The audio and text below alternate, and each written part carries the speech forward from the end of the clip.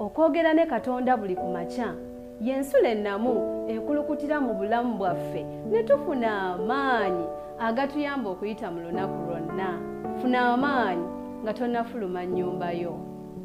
Twala omukisa guno okukwebazaako muganda wange ne mwannyinaze ggwe akeerera ku nsula eno ey'enkya. Weebale okola okusalawo okwo, njagala kugamba ebigambo bino nti ggwe okusalawo okukeereranga ku TV yaffe FreeABN kusalawo okukyasinza embulamu, kubanga ekyo kiba kitegeeza butegeeza nti osazeewo era olonzeewo okutandikanga olunaku lwo ne Katonda mu bulamu bwo, okutandikanga olunaku lwo ne Katonda nnyini kutandika bulamu obwo bw'olina era bwe weeyagaliramu. Kale kyenva nkugamba ebigambo bino nti olonzeewo okulondawo okusinga obulungi. Lwaki? Kubanga omuntu yenna asalawo okutandika ne Katonda tayinza kulemwa, aba agenda kusinkana buwanguzi bwokka, ate ng'ekigambo ky'amazima buwanguzi bwokka.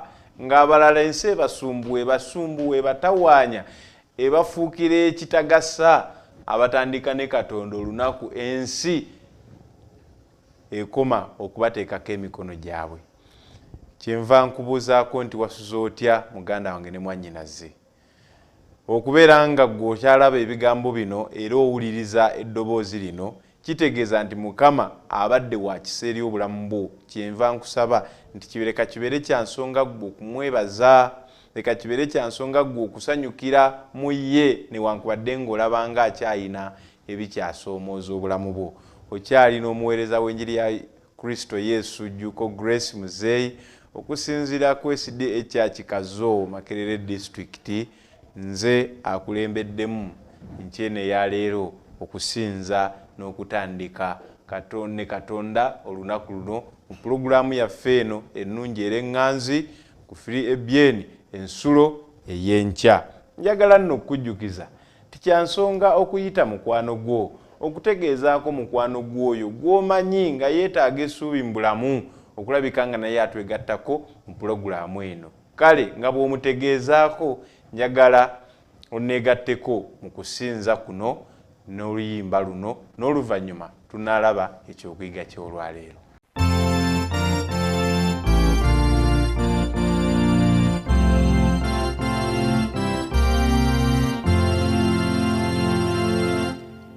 Awo ku musalaba awali amazzi aganaza ebibi, woba onkumira kutusa lwaleja ku musalaba gwe kwenenyumiririza nepumula muye.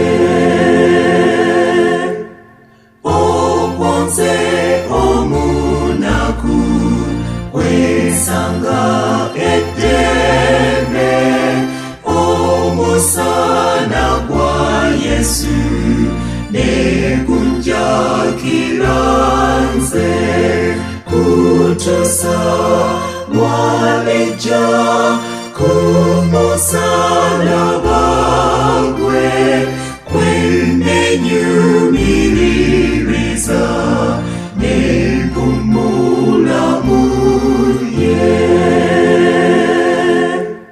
Kwesanga Yesu wange neyeraga gyendi, nga ampa amaanyi ge gabeerenga munze kutusa lwaleja ku musalaba gwe kwenenyumiririza nepumula muye.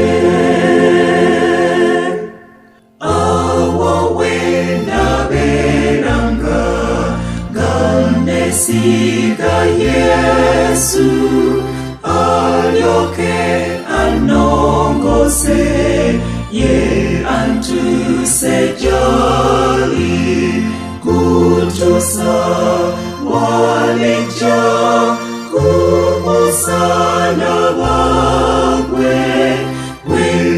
zinyumiririza n'ek'omulamu ye.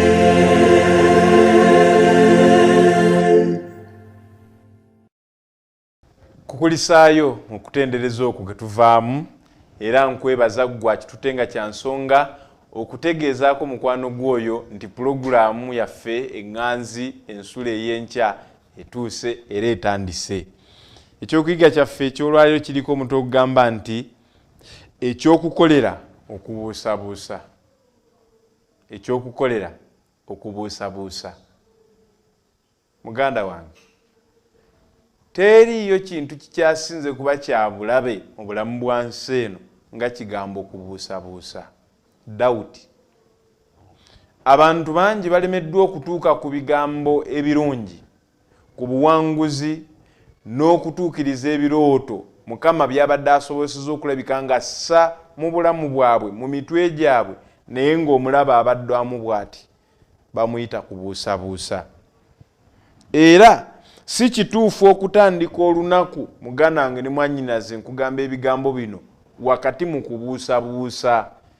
Kyenva njagala okukukoowoola ebirowoozo by'obiteeketeeke olw'okulaba okuyita mu kyokuyiga kino kiki kye tuyinza kyokka okukolera okubuusabuusa, n'olwekyo tusobole okutandika olunaku awatali kubuusabuusa. Naye nga tetunnaba kugenda wala, katusabe. Mukama Katonda tukwebaziza nnyo olw'omukisa ate nate gw'otwongedde enkyene ya leero. Weebale kubanga otuleese okuwulira ekigambo kyo n'okuwulira eddoboozi eriva gy'oli nga tetunnaba kutandikira ddala lunaku. Nkusaba leka gw'oyogere era ffe tuwulirize. Era leka tugambe gwe ekyokukola mu mazima tukole nga bw'ogambye, kale ensi eryoke etegeere nga ddala waliyo Katonda mu ggulu. Weebale okula okusa kwaffe n'okuddamu, mbisabe n'okwegaya nga nbisamnyira ku maffe Yesu Kristo omulokozi waffe. Amiina.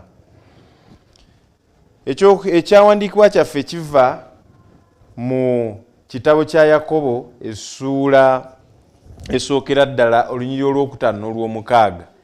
Yakobo essuula esookera ddala olunyiriri olwokutaano n'olwomukaaga. Ngambye nti ekyokuyiga kiriko omutwe ogamba nti ekyokukolera okubuusabuusa. Bayibuli egamba etya mu kitabo kya Yakobo? Yakobo agamba bw'ati, naye obanga omuntu yenna ku mmwe aweebuuka mu magezi, asabe Katonda atamma awa bonna so takaayuuka, era galimuweebwa. Olw'omukaaga, naye asabenga mu kukkiriza nga taliiko kyabuusabuusa, kubanga abuusabuusa afaanana ng'ejjengo eryennyanja eritwalibwa empewo ne lisuukundibwa. Muganda wange, Yakobo agamba nti ekimu ku kireeta okubuusabuusa mu bulamu bw'omuntu kwe kuweebuuka mu magezi. Kale bw'obanga muli owulirira ddala ng'obuusabuusa, kitegeeza waliwo ekikyabula mu ggwe.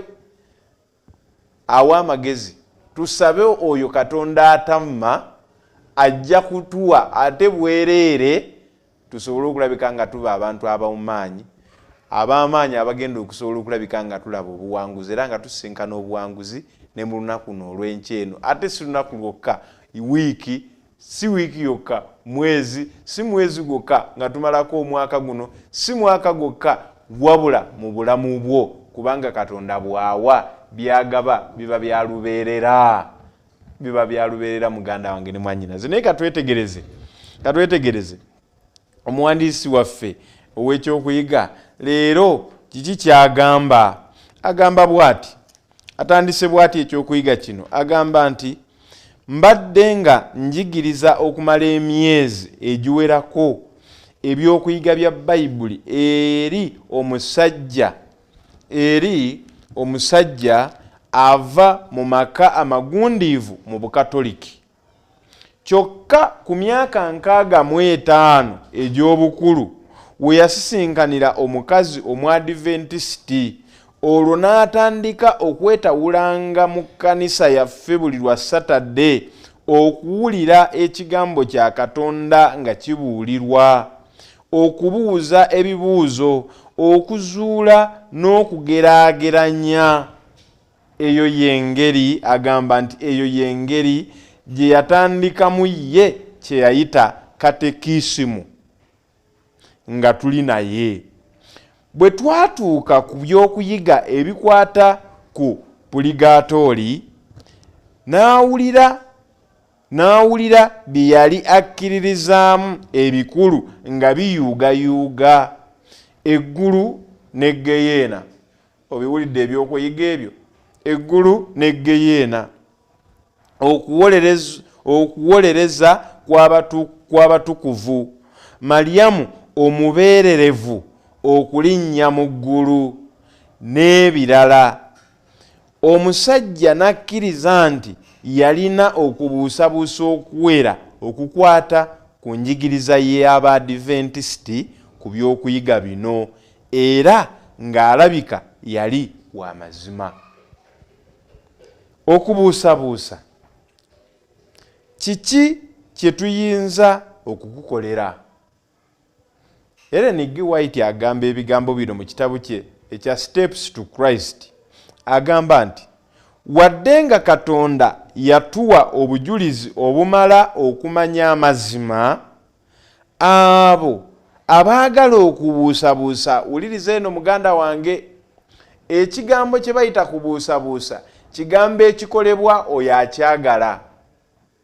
Okiwulidde ekigambo ekyo? Simanyi oba okiwulidde nnyo. Ngambye era omuwandiisi agambye okuva ng'akootinga ebigambo bya Ellen G. White mu kitabo Steps to Christ nti ekigambo okubuusabuusa kikolebwa oyo era kitambulira mu bulamu bw'oyo akyagala. Kitegeeza singa osalawo okugamba nti tojja kukolagana kigambo kye bayita kubuusabuusa, osobola okutambulira mu bulamu obujjudde omulamwa, obujjudde obuwanguzi, obujjudde obumalirivu, obujjudde obuwanguzi kye ŋŋamba.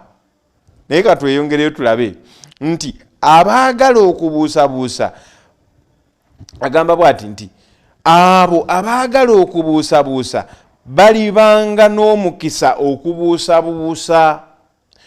Ng'oggyeko ekyo, si kyangu omwoyo gw'omuntu afa okutegeera mu bujjuvu oyo atafa, kubanga waliwo ebyama ebitalitegeerwa mu bujjuvu.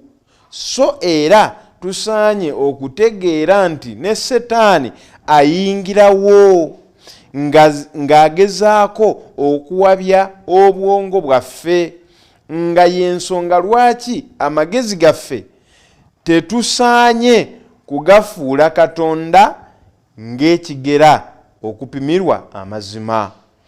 Amagezi gakosebwa obunafu bw'omuntu. Ekyo kya nsonga nnyo muganda wange ne mwannyinaze okukitegeera.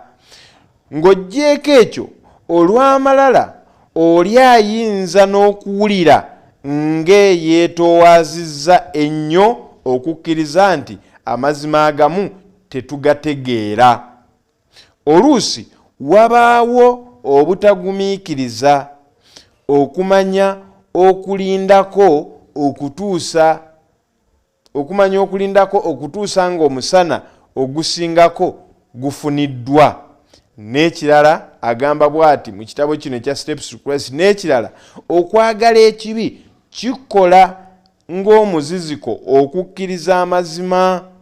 Awo nno okusobola okugatuukako tusaanye okuzzibwamu amaanyi n'okwagala okw'amazima okugamanya n'okwagala okw'amazima okugamanya ko n'empisa ey'okugagonderanga. Kale mu kifo ky'okubuusabuusa n'okwewuunya ekyo kye tutategeera, kisaanye okusanyukira omusana ogwo ogutwakira ne tulega ku mazima ag'ebyawandiikibwa mu kukiddiŋŋana tulifunamu obujulizi obulungi. Kakati njagala owulirize muganda wange ne mwannyinaze. Ebigambo omuwandiisi w'ekyokuyiga kyaffe byakootinze bigambo ebitatuwa wadde okutulekerawo akabanga akaseera akatono bwe kati okutuwa essuubi eri oyo atambulira mu kubuusabuusa. Era ebigambo omusajja ono byakootinze bigambo ebikujjukiza era ebikutegeeza nti eri ggwe alina okubuusabuusa mu bulamu bwo kyandibadde kya nsonga mu kifo ky'okubuusabuusa ate okuteeka obwesige wamu n'okusanyukira mu mazima ago Mukama bulijjo gajja ng'atubikkulira. Kakati njagala weetegereze, njagala tuveeyo nnyo, tulabika twagala twogerera mu ngero. Njagala weetegereze, gwalimu kutambulira mu kwagala okutandika olunaku n'okubuusabuusa. Gwe wakozeewo ki kyennyini ekyo okusobola okulabika nga obukeesa ng'oli mulamu? Oba okoledde ddala ki kyennyini ekyo okusobola okulabika nga weebikula bulangiti eyo oba essuuka eyo gy'owasuze weebisse bw'otyo n'ogolola omukono gwo ogusoose okwejjambuliri n'osobola okulabika nga otuula w'oli mu kulabira ebigambo bino. Ekibuuzo, ddala oyinza okumpa ensonga ey'amazima lwaki mu bangi enkya ya leero abakedde nga tebakyasobola wadde okwetambuza, abakedde nga essuubi yokka erisigadde gye bali kwe kudda kwa Mukama waffe Yesu Kristo mulundi ogwokubiri, naye nga bo mu bulamu buno tebakyayinamu kye bakyayinza kugamba nti kyabwe anti bye ebyabwe byakomye saawa mmeka simanyi, naye ekigambo kigamba nti bafudde. Ddala oyinza okumpa ensonga ddala lwaki gwe tobadde toli mu abo, toli mu muwendo gwabo, gwe ng'okyabuusabuusa? Ebimu ku bintu by'oteekeddwa oba agamu ku mazima g'oteekeddwa okusanyukiramu n'olwekyo kye ŋŋamba kyekiriwa muganda wange oba omukyalo ono kyayogerako era kyayogerako kyekiriwa, ge mazima g'okubeera nti okedde oli mulamu, ge mazima g'okubeera nti tokedde ng'oli mulamu kyekyokka wabula okedde n'okutegeera otegeera, ge mazima g'okubeera nti tokedde ng'otegeera kyekyokka wabula okedde n'okusalawo osobola okusalawo nti ngenda kukola kino sigenda kukikola, ge mazima g'okubeera nga okedde osobola okulondawo nti leero ngenda kulya kino leero sigenda kulya kino, ge mazima g'okubeera nti okedde owulira enjala ekuluma era onoonya ekyokulya era oli mu kunoonya butya bw'oyinza okufuna ekyokulya. Wuliriza muganda wange ne mwannyinaze, amazima ago ag'okubeera ng'okedde oli mulamu gasanyukiremu. Manya nti wabaddewo akoze okuyita mu kiro okukakasa nga sitaani tanyaga bulamu bwo. Kati oyo akoze okuyita mu kiro okukakasa nga sitaani tanyaga bulamu bwo akyali Katonda y'omu, akyali muntu y'omu ali mu kufuuka kasa ng'afuula obulamu bwo obulungi, ng'afuula obulamu bwo obulimu essanyu, ng'afuula obulamu bwo obulimu emirembe, ng'afuula obulamu bwo obuwanguzi. Kye ŋŋamba kye kino, lekeraawo okubuusabuusa. Jukira tugamba kiki kye tuyinza okukolera okubuusabuusa, kyekyokuyiga gwe mutwe gw'ekyokuyiga kyenkya eya leero. Omuwandiisi ono ayogera ebigambo bino ng'amaliriza agamba, bwe tusanyukira mu kwagala okujjuvu okwa Yesu okubuusabuusa kuggwaawo. Okiwulidde ekigambo ekyo? Gwali mu kubuusabuusa, kyoteekeddwa okusookera ddala okukola kwe kusalawo okusanyukira mu kwagala okujjuvu kwa Yesu. Gwe nga tonnaba kulowoozawo na kulondawo kumwagala, mwana wattu njagala kugamba ebigambo bino, akola ekisoboka kyonna okulabika nga gw'obeera mulamu, akola ekisoboka kyonna okulabika ng'obeera omuwanguzi, akola ekisoboka kyonna. Njagala kankubulira ebigambo bino, you are the number one priority mu byakola. Kati kiki ekikubuusabuusisa ng'olina omuntu akwagala era afaayo ow'amaanyi bw'atyo? Kiki ddala? Kirowoozeeko. Ensonga ey'okubiri gy'ayogerako oba gye nnyinza okugamba nti ey'okubiri, katwewale okukkiriza okubuusabuusa okufunamu ebitasoboka n'obutakkiriza. Wuliriza, ekimu ku bulabe obuli mu kubuusabuusa kwe kulabika nga butuleetera mu bulamu bwaffe okufuna embeera n'omutima gwa tebisoboka wamu n'obutakkiriza. Teri muntu ayina mbeera eyo, teri muntu ayina bulamu bufaanaganako bwe butyo, teri muntu ayina birowoozo bifaanaganako bwe bityo eya ebintu tebisoboka era n'ey'obutakkiriza asobola kuwangula mu nsi muno. Kale obanga tosobola kuwangula mu nsi muno kati ate obulamu obutaggwaawo onoosobola okubuwangula. Kale kyenva ŋŋamba nti waakiri ebyensi kabisooke bigaane era kabigaane, naye ku lw'ebyo eby'omu ggulu sazaamu omutima gw'okubuusabuusa, sazaamu omutima gw'obutakkiriza. Tandika okuteeka obwesige mu Yesu Kristo, okwagala kwakwagala, mu Katonda okufaayo kwafaayo, osobole okulabika ng'onoosigaza essuubi ery'okufuna obulamu obwo obutaggwaawo. Agamba bw'ati, mwekuuma abooluganda, omutima omubi ogw'obutakkiriza gulemenga okuba mu muntu yenna ku mmwe olw'okuva ku Katonda omulamu. Abebbulaniya essula 3:12. Teeka leero mu mikono gya Katonda okubuusabuusa kwo, ye alina ekyokuddamu ku buli kubuusabuusa kwonna. Ekibuuzo nekiryoka kikomawo kye twatandise naye ekyera leero ekigamba nti ekyokukolera okubuusabuusa kyeki? Kiri ekintu eki? Kukwata kubuusabuusa okwo, kukussa mu mikono gya Katonda, kubanga ye ayina buli kyakuddamu kyonna ku buli kubuusabuusa kwonna okuyinza okujja mu mutima era mu bulamu bw'omwana w'omuntu. Mukama Katonda akuwe olunaku olulungi. Mukama Katonda akuwe olunaku olujjudde omukisa. Mukama Katonda musaba akuyambe akuggyemu okubuusabuusa okwo kuli mu kuwangalira mu bulamu bwe. Simanyi kwa ngeri ki, simanyi kwa kika ki, naye akukuggyemu osobole okulabika nga oyinza okutandika olunaku wamu naye ate musobole okubeera abawanguzi. Okusaba kwange kwe kuno nti mu mazima gennyini ebigambo bino bibeere omukisa gy'oli, ebigambo bino bibeere ebyokuleeta essuubi n'obulamu obulamba, kubanga Yesu bwe yajja okuwa omuntu obulamu ate obulamu obulamba. Yokaana 10:10 bw'atyo bw'agamba. Emirembe gya Katonda gibeere naawe okuyita mu lunaku. Katusabe.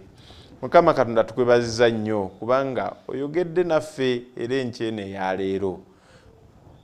Tukwebaza nti okutte ku mulabe waffe asingira ddala gwe bayita kubuusabuusa mu bulamu bw'omwana w'omuntu.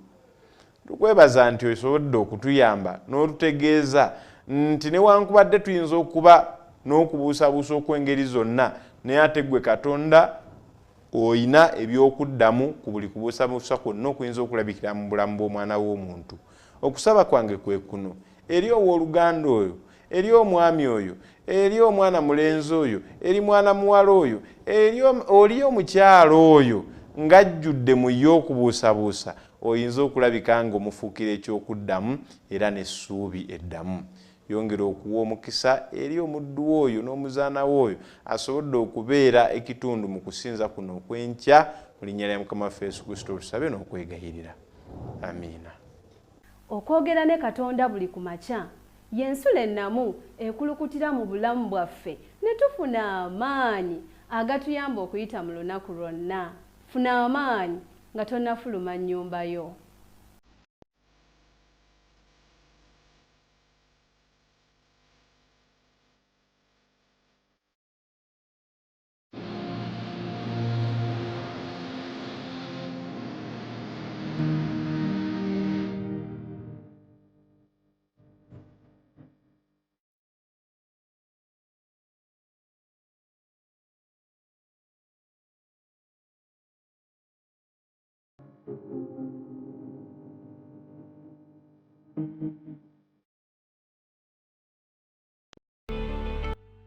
Wa mukaaga ate n'ekiro ku ssaawa 3 ogenda kubanga ofuna essuubi eriva mu kigambo kya Katonda. Katonda yennyini agenda kwogera naawe. Lwaki teweegatta ku puroguraamu ey'eŋŋanzi n'ofuna essuubi n'otegeera ekyo Katonda ky'ayagala? Nkwagaliza okulaba okulungi ate era n'okugoberera ku 3ABN TV Uganda.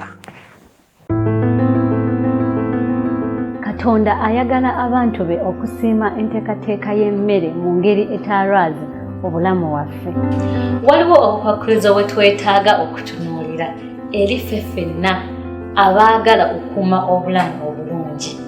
Ffenna twetaaga okubumanya era okubuyigako. Obulamu bukolebwa ebintu bingi era ng'ekimu ku byo y'endya yaffe. Kyova olaba puroguramu Effumbiro ekuleetedde engeri gye tuteekateekamu emmere, ebyokunywa ate nga bigasa obulamu bwaffe. Lwaki Katonda ayagala tulye bulungi?